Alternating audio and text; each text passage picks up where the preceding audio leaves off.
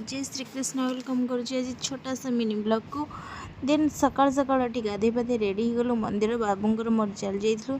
Then आसल मंदिर आसला पर कौन रोसे भावे एनिवर्सरी स्पेशल बिरियानी हो जाइଥିଲା।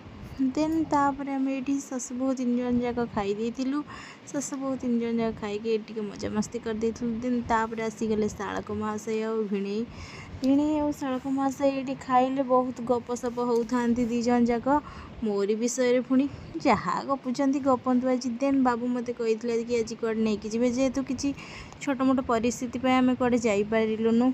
देन छोट जेहेतु रागिकी बसी पड़ी देन से कहले कि चल टे मार्केट रू कौन किणाकिणी कर नहीं आसी आज पर दिन में मन दुख करवाटा भल ही नुह। देन आम टे निमापड़ा पलैलु ये ताराणी शाढ़ी फाड़ी 2टा खंड नहीं आसती। देन ये बिल काउंटर से बिल करदे जेहेतु मिल संध्या बेले हिसाब टाइमटा छाड़ी आई मिल मुंडे बहुत टेंशन थाए खाली गेरगेर होता। देन ये तो मत खाली पचार आउ कौन खाइब कह। देन मुझे आसी पिज्जा टी खाई पचारि तुम्हें किसी खाइब मत से कहले कि तुम्हें जल्दी खाई पी कि चल जा।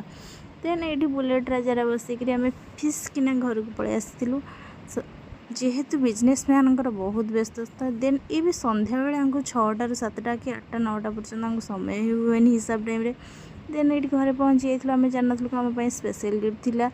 देन ये पुतरा मैंने सब केक काटी देते आणिकी जेहेतु केक काटुचु बोली मुझे भी जान नी केक आणिक समस्ते पलि आसले मुझे एम समस्ते कुआड़े आसछन्ति हाथ में केक धरछन्ति।